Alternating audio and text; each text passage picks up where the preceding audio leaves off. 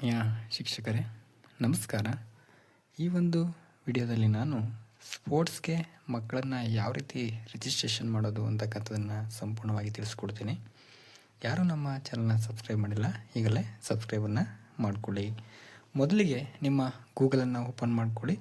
ಗೂಗಲನ್ನು open ಮಾಡಿಕೊಂಡು ಅಲ್ಲೇ ನೀವು ಸರ್ಚ್ ಮಾಡಬೇಕಾಗುತ್ತೆ ಕರ್ನಾಟಕ ಸ್ಪೋರ್ಟ್ಸ್ ಲಾಗಿನ್ ಅಂಥೇಳಿ ಸರ್ಚನ್ನು ಮಾಡಿ. ನಿಮ್ಮ ಗೂಗಲನ್ನು ಓಪನ್ ಮಾಡ್ಕೊಳ್ಳಿ. ಗೂಗಲ್ನ ಓಪನ್ ಮಾಡ್ಕೊಂಡು ಅಲ್ಲಿ ಕರ್ನಾಟಕ ಸ್ಪೋರ್ಟ್ಸ್ ಲಾಗಿನ್ ಅಂತ ಕೊಡಿ. ಆ ಸ್ಪೋರ್ಟ್ಸ್ ಲಾಗಿನ್ ಅಂತ ಕೊಟ್ಟ ತಕ್ಷಣ ನಿಮಗೇನಾಗುತ್ತೆ, ಒಂದು ಪೇಜು ಓಪನ್ ಆಗುತ್ತೆ. ಈ ರೀತಿ ಒಂದು ಪೇಜ್ ಓಪನ್ ಆಗುತ್ತೆ. ಇಲ್ಲಿ ಸ್ಪೋರ್ಟ್ಸ್ ಸಮಗ್ರ ಶಿಕ್ಷಣ ಕರ್ನಾಟಕ ಮತ್ತು ಕರ್ನಾಟಕ ಸ್ಪೋರ್ಟ್ಸ್ 2026 ಅಂತ ಕಾಣಿಸುತ್ತೆ ನಿಮಗೆ. ಅದರಲ್ಲಿ ಏನು ಮಾಡಿ, ನೀವು ಕರ್ನಾಟಕ ಸ್ಪೋರ್ಟ್ಸ್ 2026 ಅಂತಿದೆಯಲ್ಲ, ಅದನ್ನು ಸೆಲೆಕ್ಟ್ ಮಾಡ್ಕೊಳ್ಳಿ. ಅದನ್ನು ಸೆಲೆಕ್ಟ್ ಮಾಡ್ಕೊಂಡ್ಮೇಲೆ ಮುಂದಕ್ಕೆ ಈ ರೀತಿಯಾಗಿ ಒಂದು ಪೇಜ್ ಓಪನ್ ಆಗುತ್ತೆ. ಅದನ್ನು ಕ್ಲಿಕ್ ಮಾಡಿದ ತಕ್ಷಣ ಇಲ್ಲಿ ಯೂಸರ್ ಐ ಡಿ, ಪಾಸ್ವರ್ಡ್ ಮತ್ತು ಸೆಕ್ಯೂರಿಟಿ ಕೋಡ್ ಅಂತೇಳಿ ಕೊಟ್ಟಿರ್ತಾರೆ. ಇಲ್ಲಿ ಯೂಸರ್ ಐ ಡಿಲಿ ನಿಮ್ಮ ಸ್ಕೂಲ್ನ ಡೈಸ್ ಕೋಡನ್ನು ಕೊಟ್ಕೊಳ್ಳಿ. ಮತ್ತು ಪಾಸ್ವರ್ಡಲ್ಲಿ ನೀವು ಏನು ಪಾಸ್ವರ್ಡ್ ಕೊಟ್ಟಿರ್ತೀರ ಆ ಪಾಸ್ವರ್ಡನ್ನು ಕೊಟ್ಕೊಂಡು ಅಲ್ಲಿ ಕ್ಯಾಪ್ಚಾ ಇರ್ತದೆ. ಆ ಕ್ಯಾಪ್ಚಾವನ್ನು ಎಂಟರ್ ಮಾಡಿ ಕೆಳಗಡೆ ಲಾಗಿನ್ ಅಂತ ಒಂದು ಆಪ್ಷನ್ ಕಾಣ್ತದೆ. ಆ ಲಾಗಿನ್ ಅಂತಕ್ಕಂಥ ಒಂದು ಆಪ್ಷನ್ ಮೇಲೆ ಕ್ಲಿಕ್ ಮಾಡಿ. ಕ್ಲಿಕ್ ಮಾಡಿದ್ಮೇಲೆ ಈ ರೀತಿಯಾಗಿ ಒಂದು ಪೇಜ್ ಓಪನ್ ಆಗುತ್ತೆ. ಅಲ್ಲಿ ಸ್ಕೂಲ್ ನೇಮ್ ಅಂತ ಇರ್ತದೆ, ನೋಡ್ಕೊಳ್ಳಿ. ಅಲ್ಲಿ ನಿಮ್ಮ ಸ್ಕೂಲು ಹೆಸರು ಕರೆಕ್ಟಾಗಿದೆ ಅಂತ ನೋಡ್ಕೊಳ್ಳಿ. ಅಲ್ಲಿ ನೋಡ್ಕೊಂಡ್ಮೇಲೆ ಕೆಳಗಡೆ ನೋಡಿ ಎಂಟರ್ ಸ್ಟೂಡೆಂಟ್ SATS ನಂಬರ್. ಅಲ್ಲಿ ಏನು ಮಾಡಿ, ನಿಮ್ಮ ಯಾವ ವಿದ್ಯಾರ್ಥಿಯ ಒಂದು ಸ್ಪೋರ್ಟ್ಸ್ಗೆ ಲಾಗಿನ್ ಮಾಡಬೇಕು ಆ ವಿದ್ಯಾರ್ಥಿಯ ಒಂದು SATS ಐಡಿಯನ್ನು ಕೊಟ್ಬಿಟ್ಟು ಅಲ್ಲಿ ಫೆಚ್ ಅಂತಕ್ಕಂಥ ಒಂದು ಆಪ್ಷನ್ ಇದೆಯಲ್ಲ, ಅದ್ರ ಮೇಲೆ ಕ್ಲಿಕ್ ಮಾಡಿ. ಕ್ಲಿಕ್ ಮಾಡಿದ್ಮೇಲೆ ಆ ಹುಡುಗನ ಒಂದು ಡೀಟೇಲ್ಸ್ ಇಲ್ಲಿ ಓಪನ್ ಆಗುತ್ತೆ. ಮುಂದಕ್ಕೆ ಇಲ್ಲಿ ನೋಡಿ, ಇಲ್ಲಿ ಏಜ್ ಗ್ರೂಪ್ ಅಂತಿದೆ. ಆ ಹುಡುಗನ ಅಥವಾ ಹುಡುಗಿಯ ಏಜು 12ರಿಂದ 14 ಒಳಗಡೆ ಇದ್ದರೆ ಮೇಲ್ಗಡೆ ಕೊಟ್ಕೊಳ್ಳಿ. 14ರಿಂದ 17 ಒಳಗಡೆ ಇದ್ದರೆ ಜೂನಿಯರ್ ಕೊಟ್ಕೊಳ್ಳಿ. ಮಿನಿ ಮತ್ತು ಜೂನಿಯರ್ ಅಂತಿದೆಯಲ್ಲ, ಅದು ಏಜಿಗೆ ತಕ್ಕಂಗೆ 12ರಿಂದ 14 ಮತ್ತು 14ರಿಂದ 17 ಯಾವುದಿರ್ತದೆ ಅದನ್ನು ನೀವು ಕೊಟ್ಕೊಳ್ಳಿ ಅಲ್ಲಿ. ಮತ್ತು ಪಾರ್ಟಿಸಿಪೇಷನ್ ಟೈಪ್ ಅಂತಿದೆ ನೋಡಿರಿ, ಇಂಡಿವಿಜುವಲ ಗ್ರೂಪ. ಆ ಹುಡುಗ ಅಥವಾ ಹುಡುಗಿ ಇಂಡಿವಿಜುವಲಾಗಿ ಆಡ್ತಾ ಇದ್ದಾಳ ಆ ಗೇಮನ್ನು, ಅಥವಾ ಗ್ರೂಪಲ್ಲಿ ಆಡ್ತಾ ಇದ್ದಾಳ ಅಂತಕ್ಕಂಥದ್ದು ನೋಡಿಕೊಂಡು ಅಲ್ಲಿ ಸೆಲೆಕ್ಟ್ ಮಾಡ್ಕೊಳ್ಳಿ. ತದನಂತರ ಕ್ಯಾಟಗರಿ ಟೈಪ್, ಅದು ಎಲ್ಲ ಬರ್ತಕ್ಕಂಥದ್ದು ಅಥ್ಲೆಟಿಕ್ಸೇ ಬರ್ತಕ್ಕಂಥದ್ದು, ಅಥವಾ ಗೇಮ್ಸ್ ಅಂತಿದೆ, ನಿಮ್ದು ಯಾವ್ದು ಬರ್ತದೆ, ಅಥ್ಲೆಟಿಕ್ಸ್ ಬರ್ತದೆ, ಗೇಮ್ಸ್ ಬರ್ತದೆ ನೋಡಿಕೊಂಡು ಅಲ್ಲಿ ಟೈಪ್ ಕ್ಲಿಕ್ ಮಾಡ್ಕೊಳ್ಳಿ. ಮತ್ತು ಜೆಂಡರ್ ನಿಮಗೆ ಗೊತ್ತು ಆಲ್ರೆಡಿ, ಗರ್ಲ ಬಾಯ ಅಂತಕ್ಕಂಥದ್ದು ನೋಡಿಕೊಂಡು ಸೆಲೆಕ್ಟ್ ಮಾಡ್ಕೊಳ್ಳಿ. ಇನ್ನು ಡಿಸಬಿಲಿಟಿ ಏನಾದರೂ ಅಂಗವೈಕಲ್ಯಕ್ಕೆ ಒಳಗಟ್ಬಿಟ್ಟಿದ್ರೆ ಏನು ಮಾಡಿ, ಅಲ್ಲಿ ಎಸ್ ಇದ್ದರೆ ಎಸ್ ಕೊಟ್ಕೊಳ್ಳಿ, ನೋ ಇದ್ದರೆ ನೋ ಕೊಟ್ಕೊಳ್ಳಿ.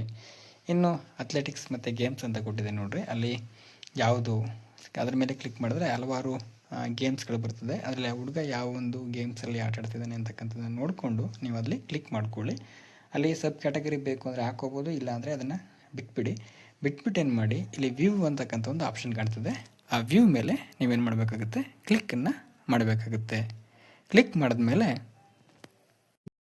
ರೀತಿಯಾಗಿ ಓಪನ್ ಆಗುತ್ತೆ. ಅಲ್ಲಿ SATS ಐಡಿಯಲ್ಲಿ ಯಾವ ರೀತಿ ಇರ್ತದೆ ಅದೇ ಅಲ್ಲಿ ತಗೊಂಡಿರ್ತದೆ, ನೇಮು ಅದೇ ತಗೊಂಡಿರ್ತದೆ, ತಂದೆ ಹೆಸರು ತಾಯಿ ಹೆಸರು ಕರೆಕ್ಟ್ ಇದೆ ನೋಡ್ಕೊಳ್ಳಿ. ಆಲ್ರೆಡಿ ಅಲ್ಲಿ SATS ಐಡಿಯಲ್ಲಿ ಹೇಗಿರ್ತದೆ ಅದೇ ರೀತಿ ಇರ್ತದೆ. ಮತ್ತು ಅಡ್ರೆಸ್ ನೋಡ್ಕೊಳ್ಳಿ, ಮತ್ತು ಡೇಟ್ ಆಫ್ ಬರ್ತ್ ಎಲ್ಲ SATS ಐಡಿ ಪ್ರಕಾರನೇ ಇರ್ತದೆ. ಇನ್ನು ಇನ್ಸ್ಟಿಟ್ಯೂಷನ್ ನೇಮ್, ಅಲ್ಲಿ ಶಾಲೆ ಹೆಸರು ಮತ್ತು ಅಡ್ರೆಸ್ಸು ಎಲ್ಲ ಇರ್ತದೆ, ನೀವೇನು ಕೂಡ ಅಲ್ಲಿ ಇದು ಮಾಡೋಂಗಿಲ್ಲ. ಇನ್ನು ಸ್ಟ್ಯಾಂಡರ್ಡು ಎಷ್ಟನೇ ಕ್ಲಾಸು ಹಿಂದೆ ಓದ್ತಿದ್ದ ಮತ್ತು ಇವಾಗ ಎಷ್ಟನೇ ಕ್ಲಾಸ್ ಓದ್ತಿದ್ದಾನೆ ಅಂತಕ್ಕಂಥದ್ದನ್ನು ಅಲ್ಲಿ ಕೊಟ್ಟಿರ್ತಾರೆ. ಇನ್ನು ಅಲ್ಲಿ ಐಡೆಂಟಿಫಿಕೇಷನ್ ಮಾರ್ಕ್ಸ್ ಅಂತಿದೆ ನೋಡಿರಿ, ಅಲ್ಲಿ ಏನಪ್ಪ ಅಂತಂದರೆ ಮಗುವಿಗೆ ಯಾವುದಾದ್ರೂ ಮಚ್ಚೆ ಇದ್ದರೆ ಅಥವಾ ಗಾಯ ಇದ್ದರೆ ಅದು ಎಲ್ಲಿದೆ ಅಂತಕ್ಕಂಥದ್ದು, ಫೇಸಲ್ಲಾಗಿರ್ಬೋದು, ಕೈಯಲ್ಲಾಗಿರ್ಬೋದು, ಕತ್ತಲ್ಲಾಗಿರ್ಬೋದು, ಆ ರೀತಿ ಇರತಕ್ಕಂಥ ಒಂದು ಮಾರ್ಕನ್ನು ನೀವು ಎಲ್ಲಿದೆ ಅಂತಕ್ಕಂಥದ್ದನ್ನು ಅಲ್ಲಿ ಟೈಪನ್ನು ಮಾಡಬೇಕಾಗತ್ತೆ.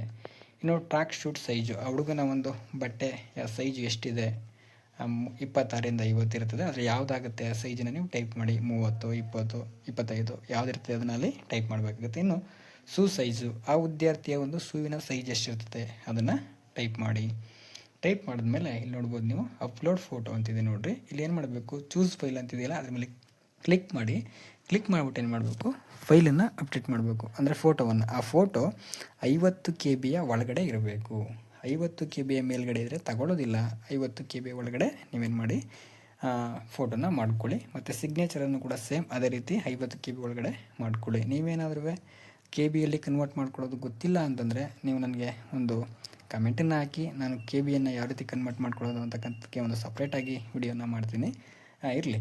ಈಗ KB ಕನ್ವರ್ಟನ್ನು ಮಾಡಿಕೊಂಡು ನೆಕ್ಸ್ಟು ಇಲ್ಲಿ ಅಕೌಂಟ್ ನಂಬರನ್ನು ನೀವು ಅಲ್ಲಿ ಕೊಡಬೇಕಾಗುತ್ತೆ.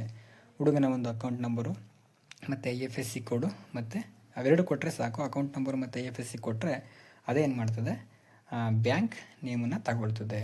ಬ್ಯಾಂಕ್ ನೇಮನ್ನು ತಗೊಂಡ್ಮೇಲೆ ಸಬ್ಮಿಟನ್ನು ಕೊಡಿ. ಆ ಸಬ್ಮಿಟನ್ನು ಕೊಟ್ಟಮೇಲೆ ಮತ್ತೆ ಒಂದು ಪೇಜನ್ನು ಓಪನ್ ಆಗುತ್ತೆ. ಆ ಪೇಜಲ್ಲಿ ನೀವು ಡಿಕ್ಲರೇಷನ್ ಸರ್ಟಿಫಿಕೇಟನ್ನು ಅಪ್ಡೇಟ್ ಮಾಡಬೇಕಾಗುತ್ತೆ. ಅಲ್ಲಿ ಅಕ್ಸೆಪ್ಟ್ ಡಿಕ್ಲರೇಷನ್ ಅಂತಿದೆಯಲ್ಲ, ಆ ಬಾಕ್ಸ್ ಮೇಲೆ ಕ್ಲಿಕ್ ಮಾಡಿಕೊಂಡು ಅಲ್ಲಿ ಒಂದು PDF ಫೈಲನ್ನು ನೀವೇನು ಮಾಡಬೇಕಾಗುತ್ತೆ, ಅಲ್ಲಿ ಅಪ್ಲೋಡ್ ಮಾಡಬೇಕಾಗುತ್ತೆ. PDF ಫೈಲಲ್ಲಿ ಏನಿರಬೇಕಾಗುತ್ತೆ ಅಂದರೆ ಇಲ್ಲಿ ಕೆಳಗಡೆ ಕೊಟ್ಟಿದ್ದಾರೆ ನೋಡಿರಿ, ಅದೇ ಅಷ್ಟು ಡೀಟೇಲ್ಸು ಏನಿರಬೇಕು.